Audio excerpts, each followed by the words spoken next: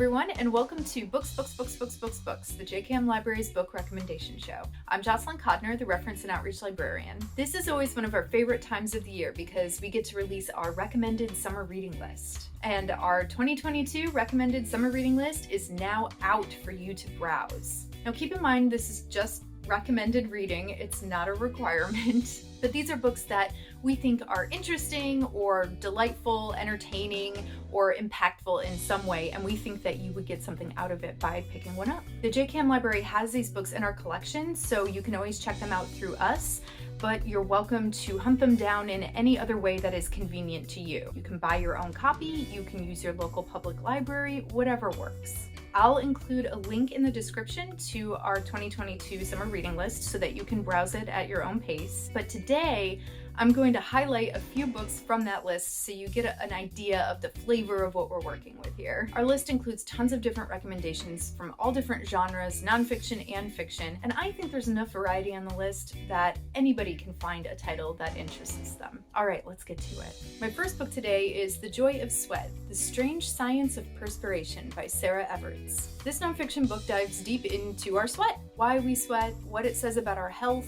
the role it plays in physical attraction, different traditions surrounding sweat around the world, and a ton more. It's fascinating. Next up is a personal favorite of mine, The Only Good Indians by Stephen Graham Jones.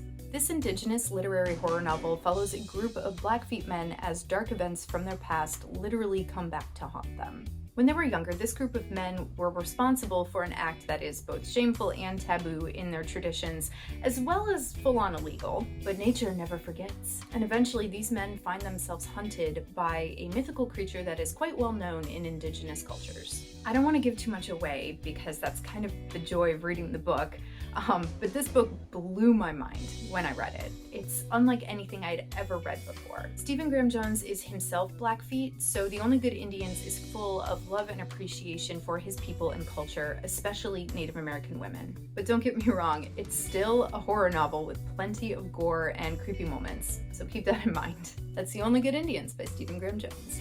My next pick is memoir Eat a Peach by Chef David Chang. Chang failed at almost everything he tried when he was young. But then when he was at his lowest, he discovered the healing power of cooking and sharing food, and then he became one of the most successful chefs in the world. Chang might be solely responsible for the explosion of and obsession with authentic ramen in the US. If it weren't for him, we might still think of ramen as like a cup of noodles. This memoir is all about food and culture and succeeding after you think life's kicked you when you're down, and Chang's experience is growing up Korean American. He's funny, candid, and extremely inspiring. You can check out Eat a Peach by David Chang from the JKM Library today. Next up is Pride by Ibi Zoboi. This is a delightful and charming YA romance based on Jane Austen's Pride and Prejudice. Pride follows the Benitez and Darcy families in a quickly gentrifying Brooklyn neighborhood.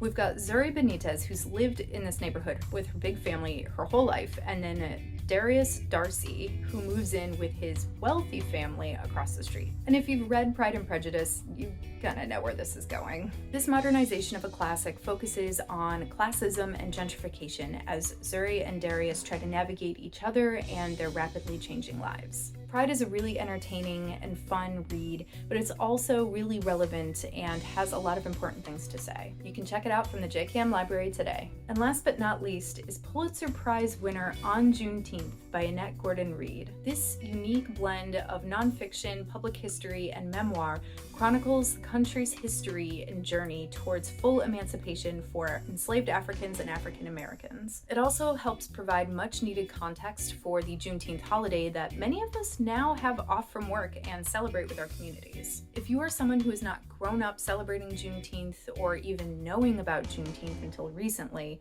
this is a really important read for you. You should definitely take the time to check it out and give it your attention. It's also pretty short, so it's something that you can easily bite off while still learning a ton of information. That's On Juneteenth by Annette Gordon-Reed. And that's all for this episode of Books. You can check all of those books out from the JKM Library today, along with many other excellent summer reading picks. Again, there is a link in the description to the full list. Don't forget to subscribe to our YouTube channel so you don't miss any upcoming videos, and sign up for our monthly e-newsletter, The Page Turner. Make sure you check the description for important links, and you can connect with the JKM Library on social media at JKM Library on Instagram and at Chatham's Jenny King Mellon Library on Facebook. Again, I'm Jocelyn, reminding you that if you ever have any kind of question at all, you can always ask a librarian.